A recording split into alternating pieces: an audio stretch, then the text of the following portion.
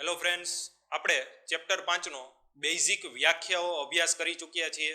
તો હવે પાછી એકવાર એ વ્યાખ્યાઓ રિવાઇઝ કરી અને પછી આપણે ચેપ્ટર સ્ટાર્ટ કરીએ. તો સૌથી પહેલી વ્યાખ્યા તરફ આપણે આગળ વધીએ. તો સૌથી પહેલી વ્યાખ્યા આપણી શું હતી? તો અધિશોષણ. અધિશોષણ એટલે શું? તો જ્યારે કોઈ પદાર્થ બીજી કોઈ પણ પદાર્થના સંપર્કમાં આવે, જો એ પદાર્થ છિદ્રાળુ હશે તો એ પદાર્થ શું કરશે? તો બીજા પદાર્થને પોતાની સપાટી ઉપર ચોંટવા દેશે અથવા તો બીજા પદાર્થને પોતાની સપાટી ઉપર આકર્ષશે, જેથી એના પર એ બીજો પદાર્થ ચોંટી જશે. ઉદાહરણ લઈ લ્યો સિમ્પલ, કે ભાઈ ચારકોલની સપાટી પર N2 કે O2 વાયુ સંપર્કમાં આવે છે ત્યારે શું થાય છે? તો આ ચારકોલની સપાટીમાં જ્યારે N2 કે O2 વાયુ સંપર્કમાં આવે ત્યારે ચારકોલ છિદ્રાળુ હોવાને લીધે તે N2 કે O2 ને પોતાની સપાટી ઉપર શું કરે છે? આકર્ષે છે, ખેંચે છે. જેના કારણે આ કણો શું થાય છે? તો ચારકોલની સપાટી ઉપર અમુક આકર્ષણ બળને લીધે ચોંટી જાય છે. એ ક્યાં આકર્ષણ બળ છે? તો એ આપણે આગળ અભ્યાસ કરવાના જ છીએ. અત્યારે એટલું યાદ રાખો કે આ કણો શું થયા? તો ભાઈ જ્યારે ચારકોલને તમે N2 કે O2 વાયુના સંપર્કમાં લેવા ત્યારે N2 કે O2 વાયુ ચારકોલે પોતાની સપાટી ઉપર ખેંચી લીધા. ખાસ નોંધજો, સપાટી પર જ, અંદરના જથ્થામાં નહીં, સપાટીના વિસ્તારમાં જ ખેંચી લીધા. તો આના ઉપરથી આપણે બે વર્ડ એક સરખા સમજવાના છે. એક છે અધિશોષક, એક વર્ડ છે અધિશોષક અને બીજો વર્ડ છે અધિશોષિત. તો અધિશોષક એટલે શું? અધિશોષક એટલે શું? તો જે બીજા પદાર્થને પોતાની સપાટી ઉપર ખેંચે. તો અહીંયા ચારકોલે કોને ખેંચેલું છે? ચારકોલે કોને ખેંચ્યા છે? N2 અને O2 એ. તો જે બીજા પદાર્થને પોતાની સપાટી ઉપર આકર્ષીને ચોંટાડે એ તમારો અધિશોષક. તો અહીંયા અધિશોષક કોણ થયો? ચારકોલ. અહીંયા અધિશોષક કોણ થાય? ચારકોલ. અધિશોષિત એટલે શું? તો જે બીજા પદાર્થની સપાટી ઉપર જઈને ચોંટે છે એ તમારા શું થઈ ગયા? અધિશોષિત. અહીંયા તમારા અધિશોષિત કોણ છે? તો N2 કે O2. હવે આપણે આગળ જઈ એક આ વ્યાખ્યા જોઈ હતી. બીજી વ્યાખ્યા આપણે જોઈ હતી કે ભાઈ અધિશોષણ, અવશોષણ અને અપશોષણ. અપશોષણ એટલે શું? હવે અહીંયા N2 અને O2 ચોંટી ગયા, હાલો થઈ ગયું, બધું અધિશોષણ થઈ ગયું. હવે જ્યારે આ પદાર્થને હું નીચા દબાણે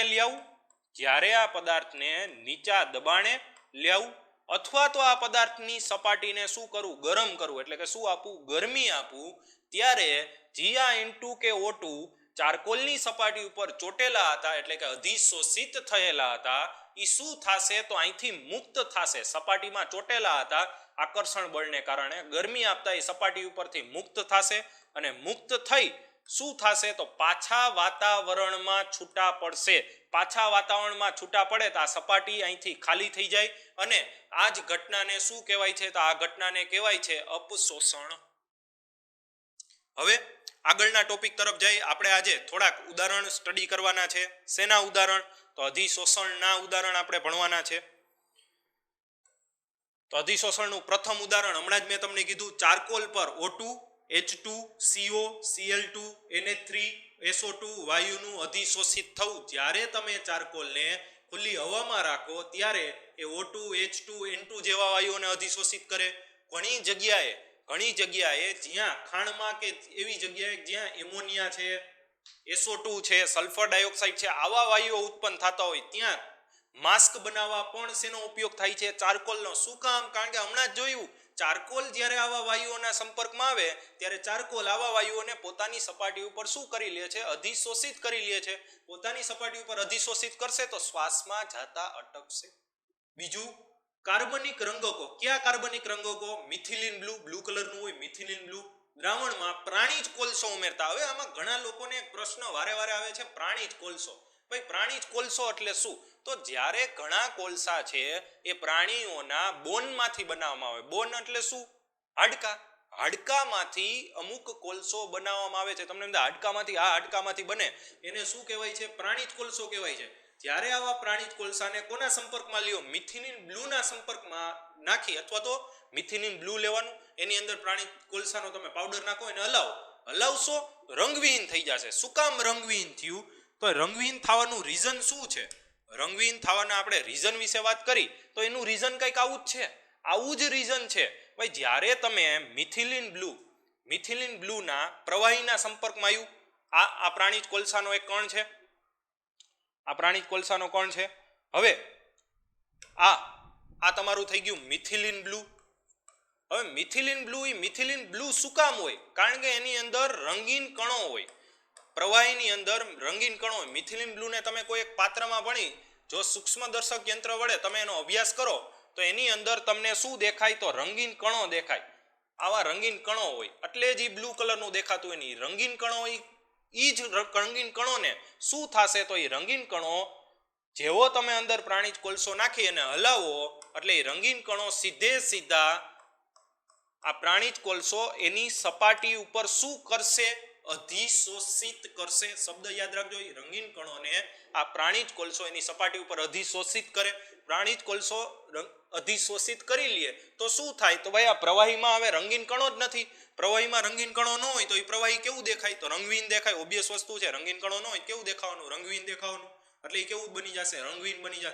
આનો જ ઉપયોગ ક્યાં થાય છે?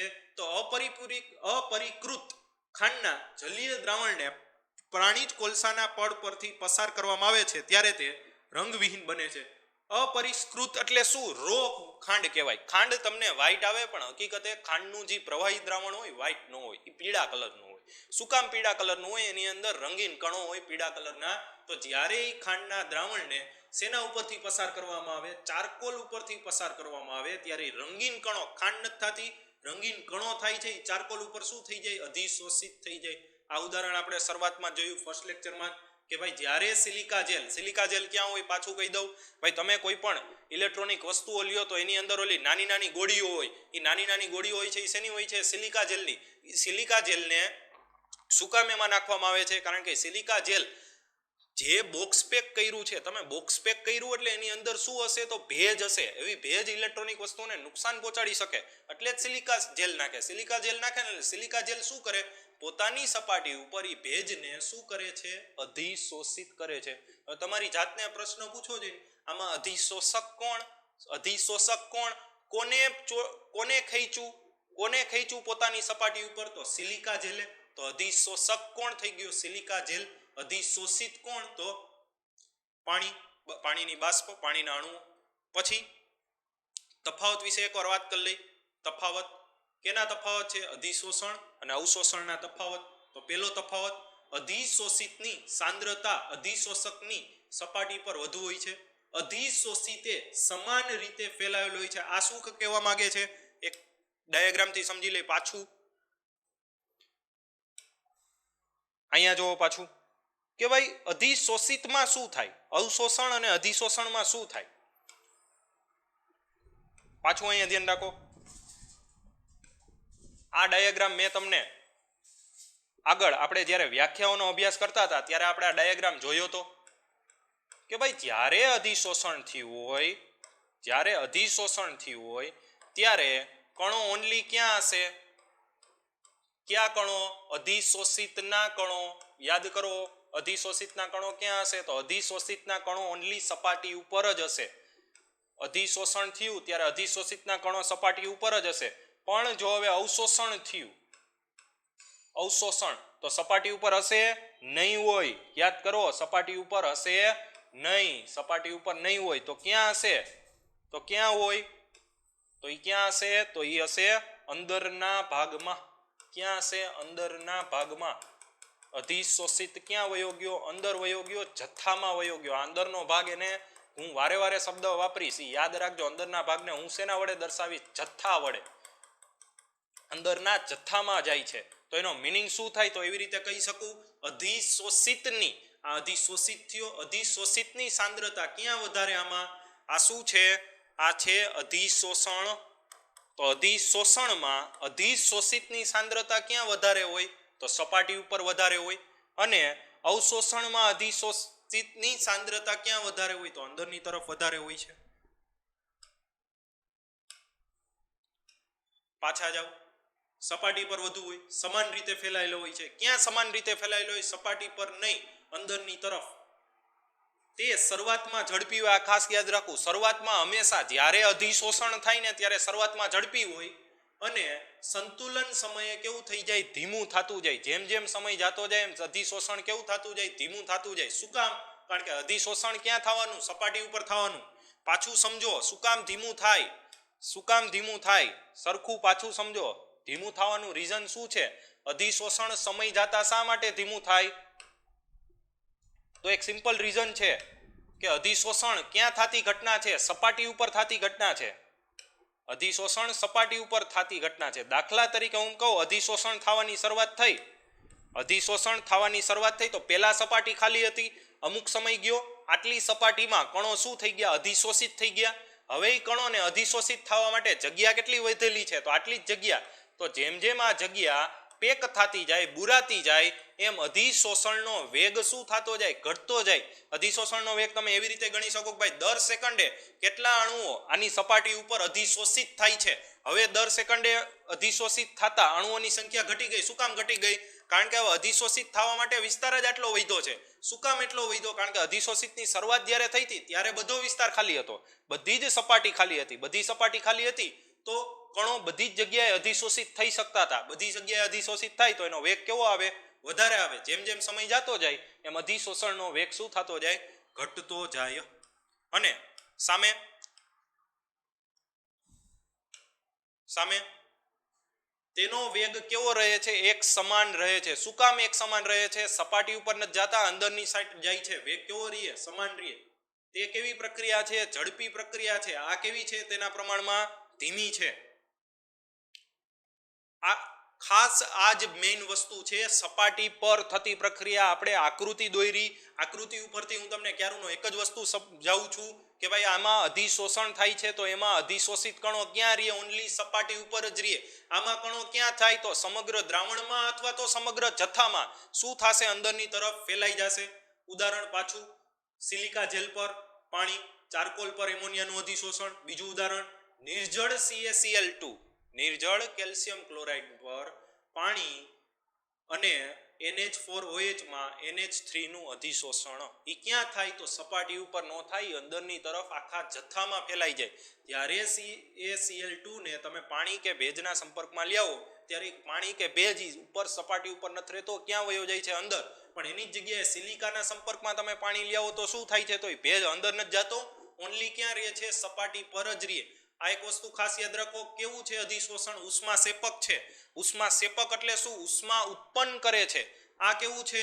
તો ઉષ્મા શેપક કે ઉષ્મા શોષક નથી. આમાં ઉષ્માનો કોઈ ફેરફાર નથી. આ ઉષ્મા શેપક છે. આ શું કામ ઉષ્મા શેપક છે? તો એ આપણે સ્ટડી કરવાના જ છીએ. હવે ઓક્લ્યુશન એટલે શું? તો જ્યારે ધાતુની સપાટી ઉપર વાયુનું અધિશોષણ થવાની ઘટનાને, ધાતુની સપાટી ઉપર વાયુનું અધિશોષણ થવાની ઘટનાને શું કહેવાય છે? ઓક્લ્યુશન કહે છે. સિમ્પલ ઉદાહરણ,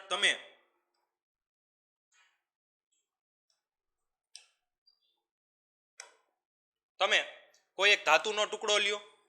સામાન્ય રીતે ધાતુના ટુકડામાં પીટી અને નિકલની વાત થતી હોય. જ્યારે આ ધાતુના ટુકડાની વાત થતી હોય ત્યારે પીટી અને નિકલ મોસ્ટ ઓફ આવતા હોય છે.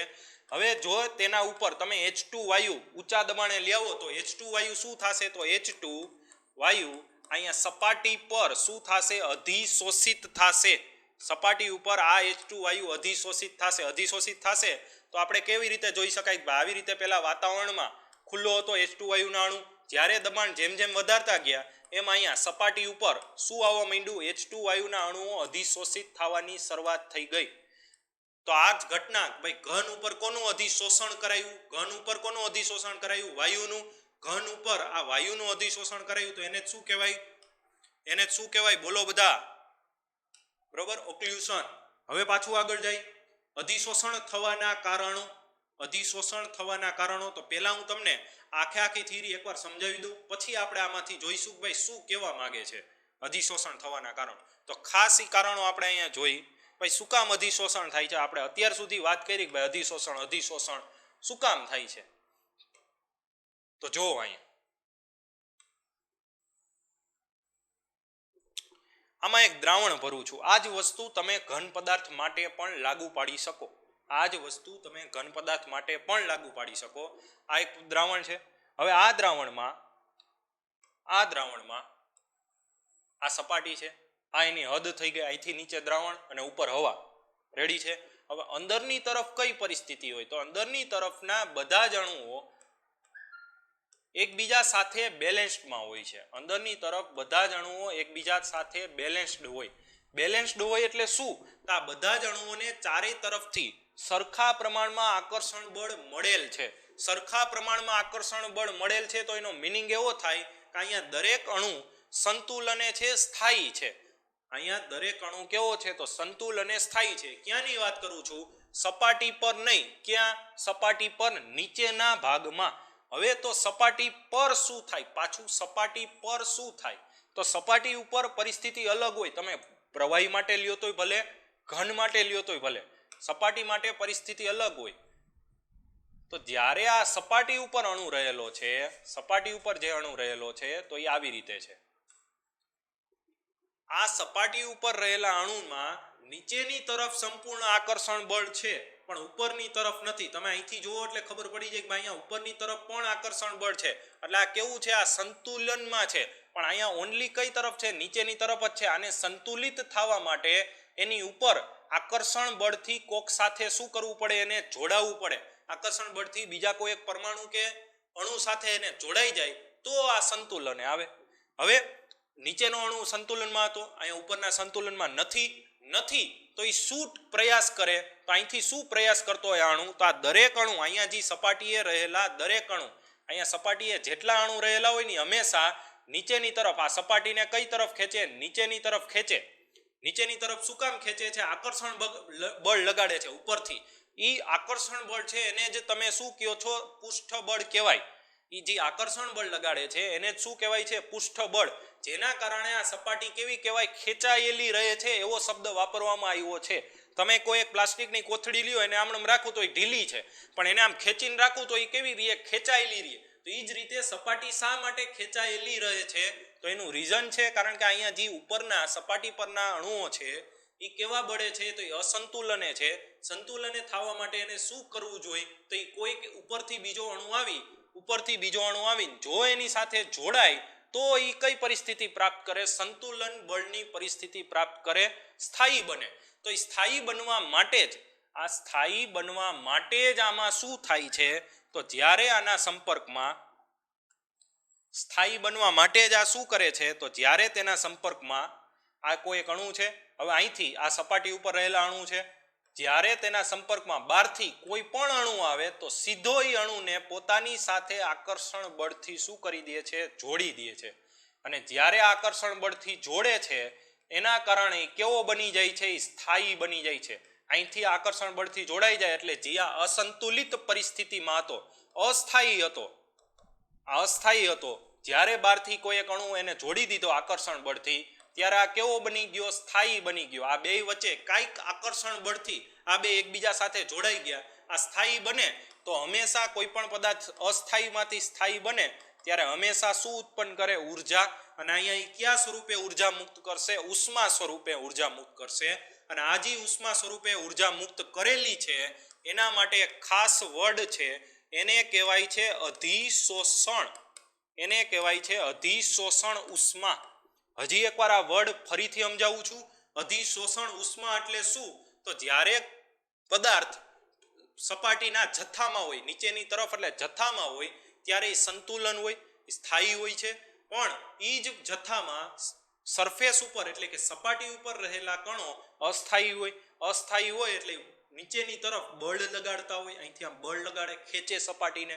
અને જ્યારે એના સંપર્કમાં કોઈ વાયુ કે કોઈ બીજા કણો આવે ત્યારે એ શું થઈ જાય છે? આ જોડાઈ જાય છે એની સાથે.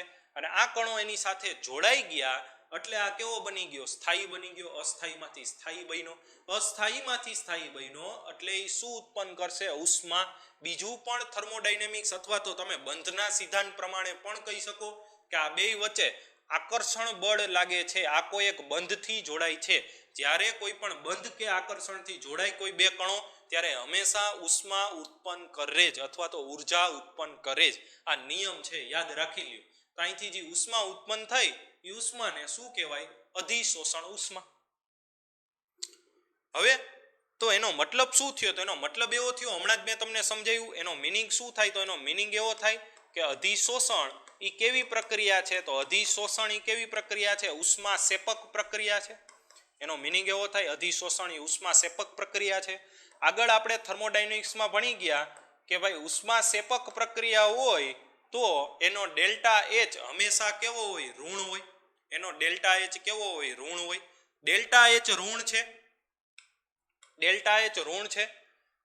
હવે આમાં કોણ અસ્થાયીમાંથી સ્થાયી બનતું હતું? કોણ અસ્થાયીમાંથી સ્થાયી બને એટલે એન્ટ્રોપી ઘટે. અસ્થાયીમાંથી સ્થાયી બને એટલે હંમેશા એન્ટ્રોપી ઘટે. અસ્થાયીમાંથી સ્થાયી બને એટલે એન્ટ્રોપી એસ ઘટે. શું કામ ઘટે છે? કારણ કે હંમેશા યાદ રાખો એન્ટ્રોપી સ્વતંત્રતા દર્શાવે. હવે જ્યારે અસ્થાયી હતો ને ત્યારે હલનચલન કરી શકતો, હવે ઉપરથી જોડાઈ ગયું છે એટલે સ્થાયી થઈ ગયો, સ્થિર થઈ ગયો. સ્થિર થઈ જાય એટલે એની સ્વતંત્રતા ઘટી. સ્વતંત્રતા ઘટી એટલે એવું કહી શકાય કે એન્ટ્રોપી ઘટે છે. એન્ટ્રોપી ઘટે છે તો ડેલ્ટા એસ નું મૂલ્ય પણ કેવું આવે? તો ડેલ્ટા એસ નું મૂલ્ય ઋણ આવે. હવે ડેલ્ટા જી એટલે શું? તો delta H minus T delta S. આવું સૂત્ર છે થર્મોડાયનેમિક્સનું. હવે આ જો ડેલ્ટા એસ નું મૂલ્ય ઋણ હોય તો આ માઇનસ ટી ડેલ્ટા એસ, આગળ માઇનસ નિશાની છે, માઇનસ માઇનસ કેવું થઈ જવાનું? પ્લસ. આ પ્લસ મૂલ્ય કેમાં ઉમેરાય?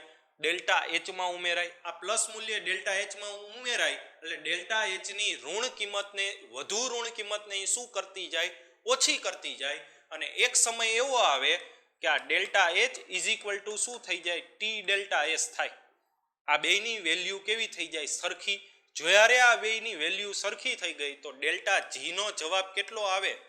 ડેલ્ટા જી નો જવાબ ત્યારે કેટલો આવે? 0. તો જ્યારે કોઈ પણ પ્રક્રમ માટે ડેલ્ટા જી નો જવાબ 0 આવે, ગિબ્સ એનર્જીના ફેરફારનો જવાબ 0 આવે ત્યારે એવું કહેવામાં આવે છે કે પ્રક્રમમાં શું સ્થપાઈ ગયું છે? સંતુલન સ્થપાઈ ગયું છે. એટલે કે આખે આખો કહેવાનો ભાવાર્થ શું છે? અધિશોષણની પ્રક્રિયા ચાલુ થઈ, કણો સપાટી ઉપર આવ્યા, સપાટી પરના કણો આયરે બાર્કના અધિશોષિત કણો સપાટી પરના કણો સાથે ચોંટી ગયા. જેવા ચોંટ્યા શું ઉત્પન્ન થઈ? ઉષ્મા ઉત્પન્ન થવાની ચાલુ થઈ અને કણોની એન્ટ્રોપી ઘટવાની ચાલુ થઈ. હવે હંમેશા આપમેળે થતી પ્રક્રિયા માટે ડેલ્ટા જી નું મૂલ્ય કેવું હોવું જોઈએ? ઋણ હોવું જોઈએ. એ ઋણ જ હશે શરૂઆતમાં, પણ જેવી પ્રક્રિયા આગળ વધતી જશે તેમ તેમ આ ડેલ્ટા એચ નું મૂલ્ય શું થતું જશે? ઘટતું જશે. આ ડેલ્ટા એચ નું મૂલ્ય ઘટતું જાય ને એક સમય એવો આવે કે આ ડેલ્ટા એચ નું મૂલ્ય આના જેટલું થઈ જાય એટલે કેટલું થઈ જાય? આ બેનો પછી સરવાળા બાદબાકી થઈને ડેલ્ટા જી કેટલો આવે? 0. તો જ્યારે એનો ડેલ્ટા જી 0 આવે તો ત્યારે તમે એમ કહી શકો કે આ પ્રક્રિયા શું છે? સંતુલને છે. સંતુલન એટલે શું? તો હવે એમાં વધુ અધિશોષણ આગળ વધતું નથી. વર્ડ ટુ વર્ડ પાછું જોઈ લે. પાછું વર્ડ ટુ વર્ડ. અધિશોષણ થવાના કારણો તો ઘન કે પ્રવાહીની અંદરના અણુઓ બધી દિશાઓમાંથી અનુભવે છે. શું અનુભવે છે? આકર્ષણ બળ. મેં તમને દેખાડ્યું કે ભાઈ જ્યારે તમે ઘન કે પ્રવાહીની વાત કરો, જ્યારે તમે ઘન કે પ્રવાહીની વાત કરો, ઘન કે પ્રવાહીમાં, તો ઘન કે પ્રવાહીમાં આકર્ષણ ક્યાં હોય? તો બધી દિશામાં હોય. ઘન કે પ્રવાહીમાં આકર્ષણ ક્યાં હશે? તો બધી દિશામાં હશે. પણ સપાટી ઉપરના અણુઓ બધી દિશામાં આકર્ષણ અનુભવતા નથી. ઓન્લી કઈ દિશામાં હોય? તો નીચેની સાઈડથી જ આકર્ષિત થયેલા હોય છે, જોડાયેલા હોય છે. ઉપરની સાઈડ એકેય પરમાણુ હોતો નથી. ઉપરની સાઈડ પરમાણુ ન હોય તો પરિસ્થિતિ શું થાય? અંદરના અણુઓ બધી દિશાઓમાં આકર્ષણ અનુભવે, પરંતુ પૃષ્ઠ પરના અણુઓ નીચેથી તેમજ બાજુઓ પરથી આકર્ષણ અનુભવે છે. તેને લીધે સપાટી પરના અણુઓ પર નીચે તરફ, સપાટી પરના અણુઓ તરફ નીચે તરફ ખેંચાતું એક વિશિષ્ટ પ્રકારનું બળ લાગે છે. આવા અસંતુલિત અને અવશેષી બળને લીધે ઘન કે પ્રવાહીની સપાટીમાં એક પ્રકારનો શું ઉદ્ભવે છે? તણાવ ઉદ્ભવે છે. શું કામ તણાવ ઉદ્ભવે છે? કારણ કે જ્યારે આ કણો, પાછું એકવાર અહીંયા જોવો કે જ્યારે આ કણો અંદર હતા ત્યારે બધી સાઈડ સંતુલિત બળ હતું, પણ જ્યારે અહીંયા છે ત્યારે ઓનલી હવે કઈ તરફ બળ લાગે છે? અહીંથી નીચેની તરફથી જ બળ લાગે છે. ત્યારે એ બળ ઓનલી કઈ તરફથી લાગ્યું? તો આ નીચેની તરફના જ કણોને કારણે લાગ્યું. જેના કારણે આ જે કણ છે એને ક્યાં ખેંચાતો હોય એવો અનુભવાય છે, નીચેની તરફ ખેંચાતો હોય એવો અનુભવાય છે, અને એને જ આપણે શું કહીએ છીએ? તો તેને જ આપણે શું કહીએ છીએ? પૃષ્ઠતાણ કહીએ છીએ. અને જે બળ લાગે છે એ બળને શું કહેવાય છે? પૃષ્ઠબળ. હવે જો કોઈ વાયુ કે પ્રવાહી આવી સપાટીના અણુઓ કે વાયુ કે પ્રવાહી આ સપાટીના અણુઓ સાથે સંપર્કમાં આવે તો આકર્ષીને પોતાની પાસે રાખવાનો શું કરે? પ્રયાસ કરે. શું કામ પોતાની પાસે રાખવાનો પ્રયાસ કરે છે? કારણ કે એની તરફ ઉપરની નીચેની તરફથી બળ લાગે છે, એ અસંતુલનમાં છે. સંતુલનમાં રહેવા માટે એને ઉપરની તરફ કોકને આકર્ષવું પડે, કોક સાથે બંધ બનાવવો પડે. જ્યારે ચારકોલને કોઈ રંગકના દ્રાવણ સાથે સંપર્કમાં લાવવામાં આવે ત્યારે રંગકના અણુઓ ચારકોલની ઘન સપાટી ઉપર શું થાય છે? આકર્ષાય છે. શું કામ આકર્ષાય છે? તો હવે તમને સમજાઈ જવું જોઈએ. શેના કારણે આકર્ષાય છે? તો ભાઈ જ્યારે ઉપરની સપાટી પરના જે ઉપરના અણુઓ છે એ શું છે? શું છે? યાદ કરો. સપાટી પરના ઉપરના અણુઓ શું છે? તો સંતુલિત બળ લાગતું નથી. એના ઉપર કઈ તરફ બળ લાગે છે? નીચેની તરફ. અને સંતુલિત થવા માટે હંમેશા બહારથી બીજા કણોને પોતાની તરફ શું કરશે? આકર્ષશે. એટલે જ ચારકોલ આકર્ષે છે. આવી ઘટના કે જેમાં ઘન કે પ્રવાહીની સપાટી ઉપર અણુ આકર્ષાઈને જળવાઈ રહે અને તેની સપાટી પરના અણુઓની સાંદ્રતા ઘન કે પ્રવાહીના જથ્થામાં રહેલા અણુઓની સાંદ્રતા કરતા વધે, આને શું કહેવાય છે? અધિશોષણ. અને અધિશોષણને લીધે હંમેશા યાદ રાખજો, પૃષ્ઠ ઉર્જા શું થાય? ઘટે. શું કામ પૃષ્ઠ ઉર્જા ઘટે? કારણ કે પૃષ્ઠ પરના જે અણુઓ હતા એ સંતુલનમાં આવવા માંડ્યા. સંતુલનમાં જેમ જેમ આવતા જેમ ઉર્જા મુક્ત કરતા જાય. ઉર્જા મુક્ત થાય તો ઉર્જા ઘટે. પૃષ્ઠ બળો અધિશોષકની સપાટી ઉપર વાંડેજવાર્સ બળો કે કોઈ રાસાયણિક બળને કારણે અધિશોષિતને સપાટી પર આકર્ષે છે, અને તે બળોને શું કહેવાય? પૃષ્ઠ બળો કહેવાય. આપણે આની પહેલા જ હમણાં જ વાત કરી. પાછું તમને દેખાડું છું. આજ મેં તમને સમજાવ્યું છે કે જ્યારે આ અધિશોષિત આ શું છે? અધિશોષિત છે. આ શું છે? અધિશોષક. અધિશોષકના જે સપાટી પરના કણો હતા એના સંપર્કમાં કોણ આવ્યો? અધિશોષિત આવ્યો. તો અધિશોષિતે શું લગાડ્યું? તો અધિશોષિતના કણોને આકર્ષણ બળથી પોતાની તરફ ખેંચી લીધા, અને જે બળ લગાડ્યું એ જ એનું શું થઈ ગયું? પૃષ્ઠબળ. બરોબર. આ બળોને પૃષ્ઠબળો કહે છે. અધિશોષણ આગળ વધતા પૃષ્ઠબળો ઘટે છે. આ ખાસ યાદ રાખવું. જેમ જેમ અધિશોષણ આગળ વધતું જાય પૃષ્ઠબળો ઘટતા જાય. શું કામ ઘટતા જાય? કારણ કે જેમ જેમ અધિશોષણ થતું જાય એમ સપાટી ઉપર કણો બીજા અધિશોષિતના કણો ગોઠવાતા જાય અને ઉર્જા શું થતી જાય? મુક્ત થતી જાય. એટલે પૃષ્ઠબળ ઘટતું જાય. હવે પ્રતિવર્તી અધિશોષણ, અપ્રતિવર્તી અધિશોષણ એ આપણે નેક્સ્ટ લેક્ચરમાં અભ્યાસ કરશું. અત્યારે આટલું જ એક યાદ રાખો કે આજે આપણે શું ભણ્યા? તો અધિશોષણ શા માટે થાય, આ થિયરી આપણે ખાસ યાદ રાખશું. બરોબર. નેક્સ્ટ લેક્ચરમાં હવે આગળથી પ્રતિવર્તી અને અપ્રતિવર્તી અધિશોષણનો અભ્યાસ કરશું. Okay, thank you.